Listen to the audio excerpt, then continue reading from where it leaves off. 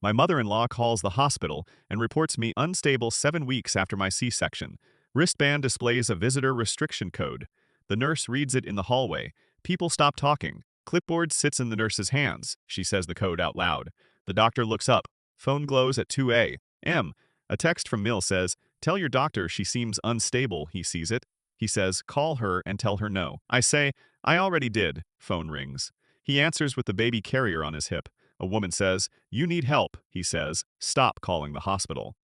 I hand him the phone. He says, "Mom, not tonight." She says, "I'm worried. Call the OB." He says, "We will if we need it." Call log shows 3 calls before dawn. Voicemails stack on the screen. One voicemail goes to the on-call. A nurse calls back. She says, "We got a call from someone worried about you." I ask, "Who called?" She says, "Your husband's mother." Her voice is flat. I say, "No, I'm fine." Receipt appears in my email for a home visit. A neighbor prints it and drops it at our door. It reads, "Check, in requested by third party." The neighbor writes, "They asked if you were alone." I mark the timestamp with my thumb. I start a folder labeled texts and timestamps. He looks at the timestamps and frowns. He says, "She called the hospital." I say, "She called social services next." Folder sits on the table. He presses his finger on the timestamps. Phone recording plays from the log. He hits play. Mill talks fast. "She is not taking care of the baby," she says. "You should tell the doctor." The voice is grainy but clear. My hands shake. He says, "We need proof." I say, "I have timestamps." I breathe into my palm. The air tastes like coffee and salt. Paper edges prick my thumb when I flip pages. He writes the time on a sticky note and peels it off. We both lean close to the screen to read a tiny timestamp. He says, "Print it." I nod and stand slow. The printer clicks and spits out the pages in a white hiss. I staple them and smooth the stack flat. He snaps a photo of the pile with his phone. He says, "Back it up." I upload to the cloud and watch the progress bar tick green. The folder feels heavier when it has copies. Family group chat screenshot pops up 3 days later. The thread includes my husband, his siblings, and an aunt. Someone posts the hospital code. Someone writes, "Maybe you should be careful." The tone tightens. I watch in silence. Bill arrives with a code added near my file. It notes a concern report. A social worker emails a short note. She writes, "We were alerted today. Please schedule a consult." I print the note and place it beside the timestamp folder. He curses once low. He says, "This is getting out of control." I say, "Then let's control the record." Envelope rests on the kitchen counter. Inside are printed messages, times, and the recording transcript. I write a short note for the mill. No visits, no calls, contact through lawyer. I sign and date it. He watches the door while I seal the envelope. He folds his hands and says, "You want me to send it?" I say, "Yes." Phone pings with screenshots and nasty replies after we send the letter. Cousins I never met write cruel things. One posts our baby photo on a community page. A neighbor texts, "Is everything okay?" I type, "We're fine. Please don't share." Clipboard shows up at our door 2 days later. The hospital social worker stands with it. She reads the timestamp texts in silence. She looks up and says, "This is thorough." She says, "We will update our file." Her voice is steady. Photo attaches to an email from the process server. It shows the mill holding our no-contact letter. Her jaw is tight. The photos go into my timestamp archive. He pins one to the fridge and says, "She won't bother the hospital again." I say, "Let's see." I press my palm against the refrigerator where the photo is pinned. It fogs in the spot my hand covered. The magnet clicks when he moves it. I trace the edge of the picture with my finger. The paper smells faintly of ink and rain. He says, "Save a copy to the shared drive." I nod and make a duplicate. We both breathe slower after that small task. Doorbell rings at odd hours. Calls come from blocked numbers. Texts come from new accounts. The baby monitor picks up someone outside once. I put a chair under the deadbolt and sleep with one ear toward the monitor. Note arrives from a neighbor. She signs and dates it. She says, "I saw that truck and the woman on your porch at midnight." Her handwriting is neat. I add the note to the file. The file grows teeth. Photograph shows a woman leaving flyers in our building entrance. The flyers include our address and a warning. I send the picture to the lawyer. He says, "We can seek a restraining measure based on harassment." I say, "Do it." Summons comes by phone from the clerk. The hearing is next week. I fold the timestamp printouts and set them by the baby carrier. The stack feels heavy. I breathe. Folder slides across the attorney's table the day before court. He thumbs through everything. He says, "You have a clear pattern." I say, "Then let's show it." He says, "Stick to facts." Courtroom door is heavy. We sit at the plaintiff's table with our folder. The judge asks everyone to stand. The mill sits in the back with her husband. She does not meet my eyes. Phone recording of the OB call plays in the room. The bailiff holds up a phone. The timeline is read aloud. The judge asks the mill, "Why did you call the hospital?" She says, "I was worried." She repeats it. My lawyer stands and says, "We have timestamps showing repeated contact and harassment." He reads messages where she tells others to report concerns. The gallery goes quiet. Screen displays screenshots, voicemails, and the neighbor's note. The social worker testifies, "We received 3 reports." She points to the hospital code on their paperwork. The mill's husband fidgets. He says nothing. Exhibit A is the no-contact letter. The judge reads it and asks if the mill received it. The process server photo is shown. The mill blinks and says, "Yes." Her voice is small. Witness neighbor takes the stand. She says, "I saw her at midnight." She signs the note again on the record. My husband leans forward. I do not speak. I watch the mill's hands grip the bench. Cross. Examination is short. The mill's lawyer asks why the family didn't talk first. My lawyer says, "They tried." The texts show escalation. He reads the line where the mill tells others to tell the doctor she is unstable. The mill looks away. Clerk holds up a printed community post with our baby's photo. The judge says, "Posting is harassment if meant to shame." The mill says, "I didn't mean it that way." Her husband says, "We just wanted to help." Gavel drops on immediate relief. The judge orders no contact until a full hearing. She says, "This is temporary." My husband exhales. He says, "Thank you." I say, "Good." Stamp presses on each sheet as the clerk copies our time-stamped archive into the court file. The lawyer says, "This creates record." I nod. He says, "That should stop the public posts." I say, "It should." Blanket sits on my lap in the car after the hearing. I fold it tight while the baby snores. He starts the engine. He says, "She can't contact us." I say, "She won't." Envelope of court documents rests on the passenger seat. I read the judge's order aloud with him. It names prohibited acts and lists consequences. I tuck the order into the timestamp folder. We drive home slowly. Lamp clicks on in the bedroom. I place the blanket over the baby. The monitor hums. I refold the timestamped texts into plastic sleeves. The folder fits on the shelf now. Gate shows a silhouette on the monitor 2 nights later. Doorbell rings once. I do not answer. He checks the feeds and calls the police. Neighbors speak to officers who read the judge's order. They leave. Crib holds the baby at dusk. The monitor is quiet. I sit on the floor and breathe with him. I touch the folder on the shelf and slide it under the mattress. Keep records. Protect your quiet.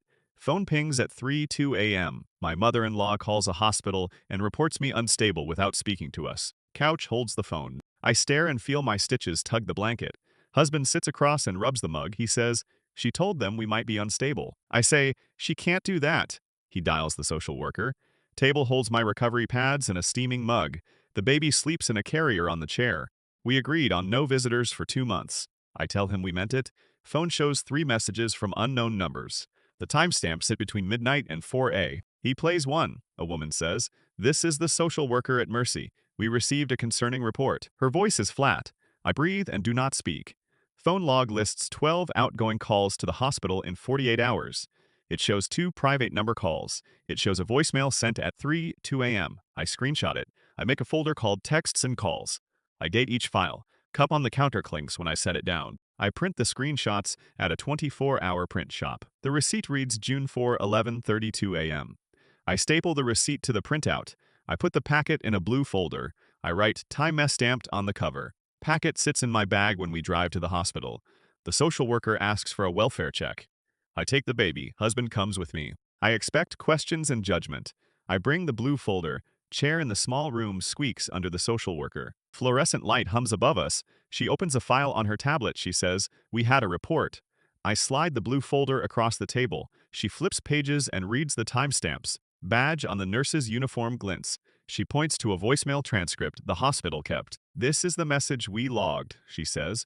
"It matches your screenshots." She signs a short note with a timestamp. Phone buzzes with the family group chat later. Father-in-law types in caps and sends a voice note.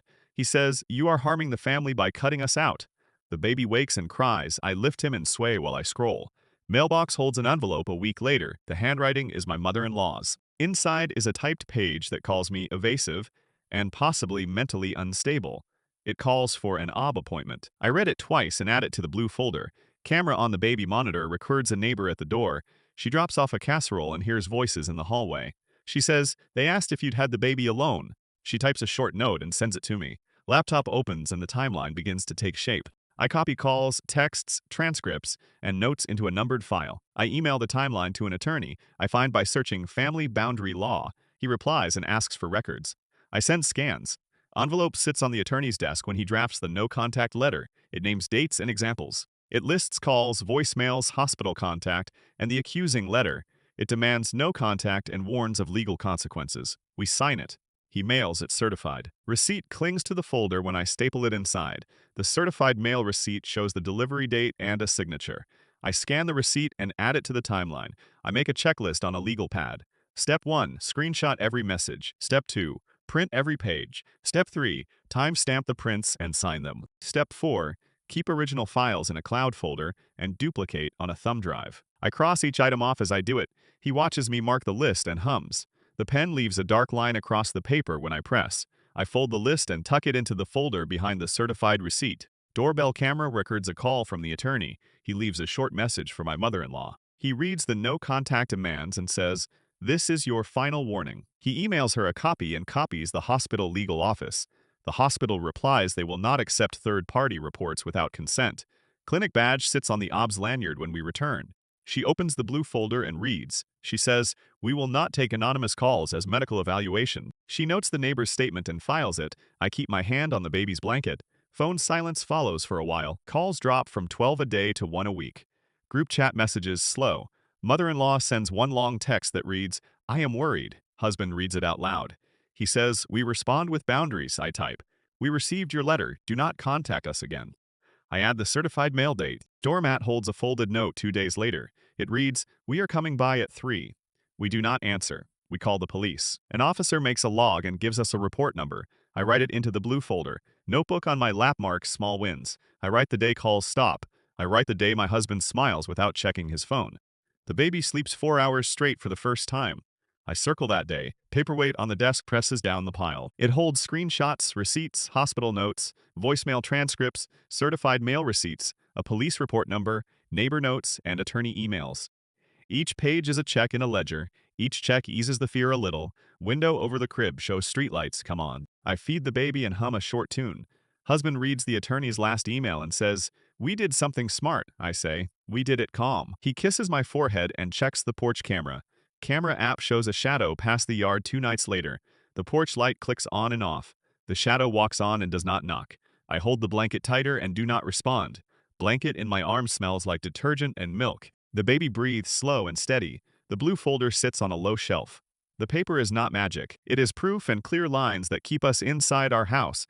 Paper wins. Baby sleeps. Keep boundaries. Stay calm. Child Protective Services calls while my phone dies, and my mother-in-law reports me unfit today. Wristband sits on my ankle. The baby sleeps in the next room.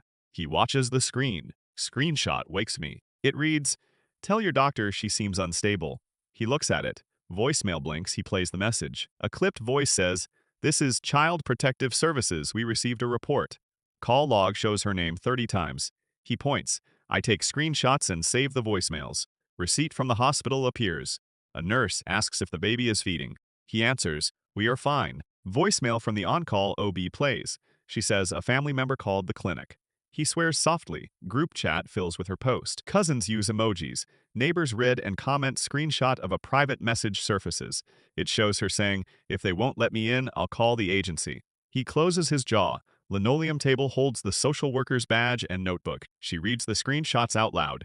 Her pen taps the form. File grows with voicemails and prints. The social worker asks about mental health history. I say, "No history." He squeezes my hand. Letter arrives from the hospital. It says they open a welfare check. It asks us to meet a case manager. Printout from the clinic shows the caller ID. He slaps the sink with his palm. I rest my forehead on the counter. Letter opener and a lawyer's card sit on the table. We call a lawyer and explain the calls and screenshots. She tells us, "This is harassment. We can file for no contact." Envelope with legal papers gets sent certified. The lawyer drafts a no-contact letter. I sign and we mail it. Doorbell rings when the delivery happens. She stands on the porch with watery eyes and a casserole dish. He steps between us. Delivery log records her signature the next morning. The lawyer downloads the confirmation and adds it to our file. Ledger and bank text messages appear. She pays a caregiver and tells them to watch for signs. The caregiver shares the messages. Notebook and court forms arrive as a summons. The social worker will testify. The lawyer prints the family chat as exhibits. Badge and a courthouse benchmark the hearing day. The room smells like coffee and paper. My mother-in-law sits 3 rows back. Folder holds the witness list and the call logs. The social worker reads the report. The judge listens and asks questions. Courtroom goes quiet when she testifies. She says, "I was looking out for the baby." I stand and say, "You called CPS and told lies." The judge asks for proof. Binder with a no-contact letter lands on the bench. The lawyer points to the certified mail receipt. The judge reads it and frowns. Receipt of the printed call log supports our timeline. The social worker says no immediate danger now. The judge orders a cease and desist. Injunction paperwork arrives that week. She gets the notice and must stay away. The agency closes the welfare check. Passwords and numbers change at home. He sets up 2-step verification. I change my phone number and give it only to close family. Blanket covers the baby in the nursery at dusk. I tuck the edge and smooth the fabric. He brings me tea. Box on the counter holds the no-contact letter, the wristband, and the first onesie. I fold the letter and put it inside. Boundaries protect the family. 2 nights after the injunction, the porch camera chimes. I wake, the baby stirs and settles. I move like a shadow. He whispers, "Check the live feed." I tap the screen. The image stutters, a figure stands at the gate. The light from the street lamp makes the outline thin. No knock, no footsteps on the porch. He calls the non-emergency line. He reads the case number. He tells the dispatcher the judge's order. The dispatcher types it in. The officer says they will drive by. We sit in the dark and listen to the rain. The monitor hums. I press my thumb to the plastic sleeves in the folder. My pulse slows. Neighbors knock the next morning. They bring coffee and a printed police patrol sheet. It shows a drive by at 2 a.m. They fold the paper and hand it to me. Their palms are warm. I add the sheet to the file. Weeks pass and small routines return. The baby rolls for the first time. He laughs and spits a speck of milk. I clap and he looks at me. The sound feels like a bandage. Our lawyer calls and says the judge extended the order pending the full hearing. He emails a PDF of the new docket entry. I print it and add it to the binder. A page falls. I pick it up and smooth the corner. He says, "Keep adding." I say, "I will." We make a checklist. Step 1. Save all messages. Step 2. Record all visits. Step 3. Call police for any contact. He writes the steps on a sticky note and sticks it on the folder. We change the locks a month later. He drills and the deadbolt turns heavy and clean. The locksmith gives a receipt. He looks at the baby and smiles. "Good timing," he says. The screws in the door feel final. One afternoon, the meal texts a short line. "I miss him," it reads. I do not reply. He deletes the contact. The screen shows an empty thread. Summer moves in. The porch light glows earlier. We hang a wind chime. It sings in the late heat. The sound steadies me. The full hearing is scheduled. We bind the exhibits into a 3-ring binder. We print a copy for the clerk. We laminate the neighbor notes. We number each voicemail on a yellow tab. He staples the police reports together. I breathe and my hands do not shake. On the day, the judge reads our binder. He asks about steps taken to de-escalate. My lawyer shows the certified mail receipt. He shows the process server photo. He shows the police logs. The judge listens to the voicemails. The court reporter's pen scratches. The judge extends the injunction for a year. The order lists prohibited acts in bullet lines on the page. The clerk stamps and hands us copies. My husband cries once, low in his throat. He says, "This is real." I touch his hand. She does not come to court. The record holds her actions. The judge warns about penalties for violations. The judge says very clearly, any further contact will be grounds for contempt.